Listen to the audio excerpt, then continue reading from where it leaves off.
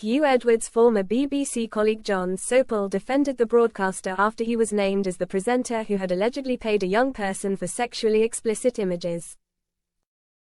Edwards has since pleaded guilty to making indecent images of children, including 41 photographs of 7 Category A images, 12 Category B pictures, and 22 Category C, on the messaging app WhatsApp. Speaking on LBC's Tonight with Andrew Marr in July last year, the newsagent's podcast host addressed the allegations. "Look, I think it's been a brutal time for him. There was no criminality, and if there was no criminality, which we have had confirmed by the Metropolitan Police, what are you left with?" Edwards' wife confirmed that the BBC veteran was the subject of the story and was receiving inpatient mental health care over the stress of the coverage, although at the time the Metropolitan Police decided no information had been passed to them to indicate a criminal offence had been committed. Addressing the mental health revelations in her statement, Sopel added, "Huw has talked in the past about his depression.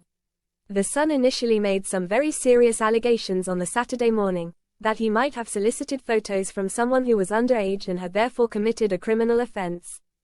I would also say that I think that some of my colleagues in BBC News need to look at themselves, because I think some of what was said, reported, and led on last night again showed that Huw had a slightly complicated personal life. It didn't show criminality," he reflected on the show. Host Marr, who is also a former colleague of Edwards, concurred, "We're all human. We all have our frailties. We both know that Huw Edwards has a very, very nice and much admired wife, Vicky Flynn, and I think 5 children, so there is a lot of family involved in this as well on his side."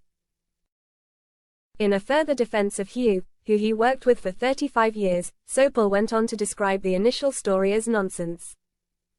"Just looking at the paper on Saturday, you kind of gasped, and I did gasp when I saw the headline.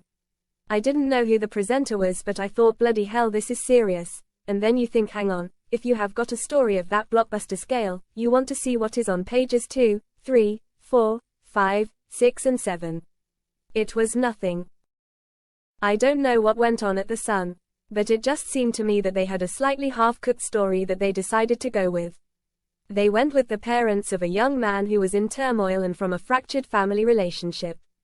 And they didn't even carry the denial from this kid, from this young man. It was nonsense."